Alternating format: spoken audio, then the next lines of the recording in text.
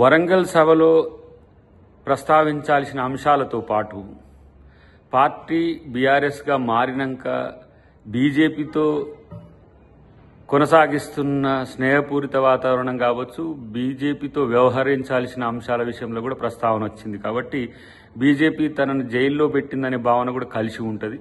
తర్వాత భావన బామ్మార్జిన అనే దగ్గర బామ్మార్జి కొరకు తగ్గినట్టు కనిపించిన తన కోసం ఎవరూ లేరు అనే ఆలోచనతోని తన తండ్రితోనే తనకున్న అంతర్గత అంశాలు చెప్పుకోలేక రాసే దిశగా ఈరోజు అంతరం పెరిగిందా అనే ఆలోచన మాత్రం ఒకంత ఆలోచింపజేసేది.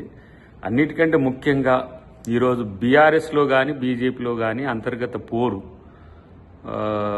మూడు ముక్కలాటగా కొనసాగుతున్నది. సో దాన్ని కాంగ్రెస్ పార్టీకి అంటగట్టాలని చూడడం అనేది దుర్మార్గం. ఎప్పుడు కూడా కాంగ్రెస్ పార్టీ ఈ తరహా రాజకీయాలను ప్రోత్సహించలేదు. మా పార్టీలో ఉండే అంతర్గత వైరుధ్యాలనే అటు బీజేపీ ఇటు బీఆర్ఎస్ వాడుకొని మమ్మల్ని చీల్చే ప్రయత్నం చేసినా అందరం ఏకతాటి మీదకి వచ్చి ఈరోజు ఈ రాష్ట్రంలో అధికారంకి వచ్చినాం. మాకు ప్రజలే లక్ష్యంగా ఉంటుంది తప్పితే ఈ పార్టీల మధ్యన ఉన్న వైరాల్ని అంతరాల్ని రాజకీయంగా మార్చుకోవాల్సిన అవసరం, ఆ దుర్గతి కానీ ఆ స్థాయి రాజకీయాలు కాంగ్రెస్ పార్టీ చేయాల్సిన అవసరం రాదు. బీఆర్ఎస్లో రాజకీయ కలకలం రేగుతున్నట్టుగా కనబడుతున్నది. కవిత గారు రాసినట్టుగా ప్రచారం జరుగుతున్న లేఖ వాళ్ళ పార్టీ అంతర్గత అంశమైనప్పటికీ కూడా అది కాంగ్రెస్ పార్టీ ఏదో చేసింది అని చెప్పినట్టుగా బీఆర్ఎస్ మిత్రులు మాట్లాడడం అనేది హాస్యాస్పదం.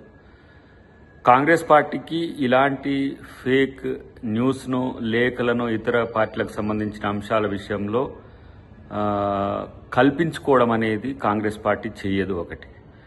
రెండవది, వారు ప్రస్తావిస్తున్నట్టుగా ప్రచారం అవుతున్న అంశాలన్నీ సోషల్ మీడియాలో కానీ మెయిన్ స్ట్రీమ్ మీడియాలో కానీ ఈరోజు అది పెద్ద బ్రేకింగ్ ఇష్యూ అయింది. ఆ అంశాల్లో వారు గతంలో చేసిన వివిధ వేదికల మీద చేసిన ప్రకటనలకు ప్రతిరూపంగానే మనకు కనబడుతున్నది. ఒకవైపు రెండవ నాయకుడు లేకపోతే ద్వితీయ శ్రేణి నాయకత్వం వంశంలో బీఆర్ఎస్ కొంత తడబడుతున్నది. కొడుకునా అల్లున్నా అనే దాని దగ్గరనే తడబడుతున్న క్రమంలో తన అస్తిత్వం అనేది, రాజకీయ అస్తిత్వం అనేది ప్రశ్నార్థకం అవ్వడమా లేకపోతే ప్రత్యామ్నాయ ఏర్పాట్లు కవిత గారు చూసుకోవడమా అనే దిశగా చర్చలు జరుగుతున్నాయి ఈ మధ్య కాలంలో. సో వరంగల్ సభ దానికి వేదికగా కావడం అనేది ఇప్పుడు వాళ్ళ మధ్యన చిచ్చు రేగుతున్నట్టుగా కనబడుతున్నది. కాబట్టి దాన్ని కాంగ్రెస్ పార్టీ ఏదో ప్రచారం చేస్తున్నది లేకపోతే కాంగ్రెస్ పార్టీ దాన్ని లీక్ చేసిందని చెప్పడం అనేది మాత్రం ఒక ఇంత ఆశ్చర్యాన్ని కల్పిస్తున్నది.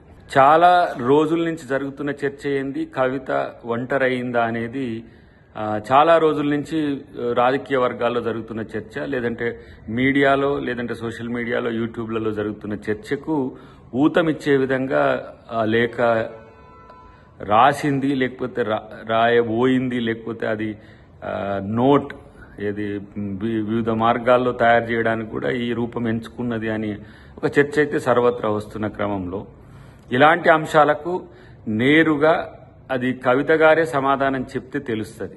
లేదంటే ఆ పార్టీ నాయకులు ఎవరైనా దాని మీద వివరణ ఇస్తే తెలుస్తుంది తప్పితే అంతవరకు ఇది ఒక లీక్ వార్తగానో లేకపోతే చెప్పాలంటే ఒక ఎత్తుగడతోని వాళ్ళ పార్టీలోనే వాళ్ళు ఏమైనా చేసిన ప్రయత్నంగా మనం చూడాల్సి వస్తుంది.